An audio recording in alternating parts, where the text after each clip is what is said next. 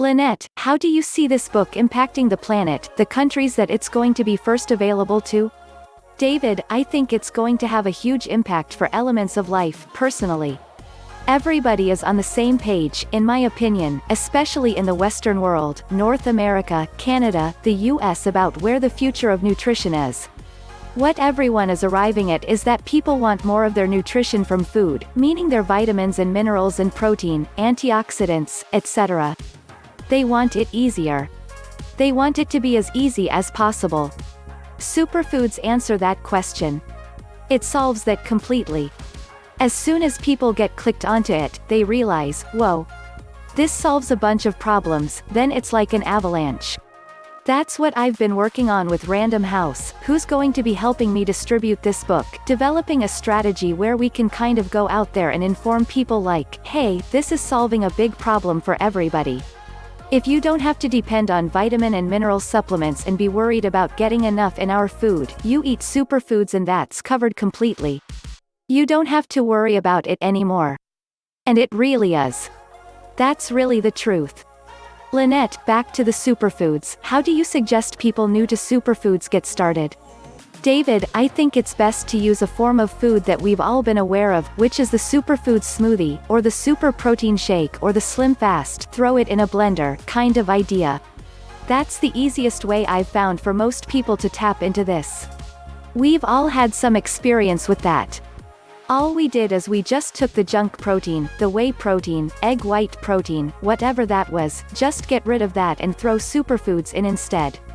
We have a blender, we have some spring water, we have our favorite fruits, let's say right now it's berries, frozen blueberries or whatever kind of fruit you like. You throw in your superfoods in there.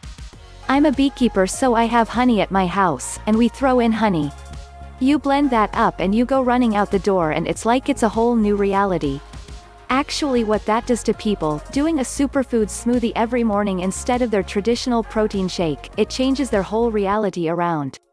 Suddenly all their neurotransmitters start firing properly. They're actually getting real protein for the first time in their life. They're getting tryptophan for the first time in their life. They're actually getting a good quality and spectrum of real minerals that are 100% bioavailable. That's never happened in our lives. We grew up on like Fruit Loops, so when we actually get real nutrition, especially when it's liquefied like that, it has the fastest effect on people's health of anything I've ever seen. That's why I'm such a fan of superfoods. That's why I'm putting my whole thing behind that. I've seen that it works in sorting out people's neurochemistry better than anything else. Lynette, some people say, how do I know what's going to work for me if I start taking a bunch of these things at once? But you're saying, just go for the gold. Just try it all out. David, laughing, put it in a smoothie and you'll feel better. David, I remember one time I was hanging around with Shazzy. She's very popular in the UK as a superfoodist. She and I wrote Naked Chocolate together. I remember we were having this hilarious moment together where we made up this superfood smoothie, and this was like 6 years ago. That was a long time ago, before it was like. I was kind of in my own reality with it, but I didn't realize that people weren't using this stuff. I made up this superfood smoothie, it must have had 50 ingredients in it. Both laughing, I'm tapping my foot, I'm drinking this drink, and I said, could you imagine if we just fed this to somebody on the street? It would probably knock them right out. And boom, there was Shazzy knocked right out on her back. Lynette, no way. David, she literally drank half a cup of it and had to lay down. It just laid her right down. The reason why, it was just too much. I just kind of threw her right into the middle of the Super Bowl and it was too much. You've got to start out simple. Take spirulina. Try that. Lynette, was that like a detox reaction she was having? Or just overstimulation from all these minerals and things? David, it was probably both, because when you put that level of nutrition, it was like herbs. I remember putting cat's claw powder in there and camu berry. I'm not kidding, there were probably 50 ingredients in there. When you get to that level of concentration, you have to work up to it, just like anything else. You don't just suddenly switch from Cheetos and Burger King over to 50 different things in a superfood smoothie. Even as a raw foodist, you go slowly. Everything's very slow. It's better that way. You try an experiment. You try bee pollen. You try goji berries. You just eat it, or you throw one ingredient in your drink and gradually you complexify it as you build that muscle. Basically what we're doing is we're building up a different muscle, a new digestive muscle. Most of our lives we spend a huge amount of digestive energy digesting nothing. There's nothing in there. Now we can flip the equation around where we spend hardly any amount of digestive energy and we get a huge amount of nutrients. We've got to adapt to that. It doesn't just happen overnight. You readapt your body to new, higher quality, higher octave types of foods and your body will take its little time. Over a few months it will gradually come along for the ride, and that's more reasonable. This step-by-step approach is much healthier. Lynette, can any of the superfoods in the upcoming book cause a detox reaction when you first start using them? And how important are superfoods in a detox program? David, that's a very good question. Generally the way I answer that question is to say, what is a detoxification? A detoxification occurs when the energy content of what's coming into the body is at a higher level than where the body's natural homeostasis is, or residual homeostasis. When you start taking superfoods that are high energy into a body that was eating, say, Burger King, there's an energetic and vibrational discrepancy. Eventually what happens is one of those higher frequencies is going to entrain the lower frequency vibrations. It's going to bring the lower energy up and drive it out. And that is going to occur in a lot of people just from eating any of the superfoods because the power of these foods is so high.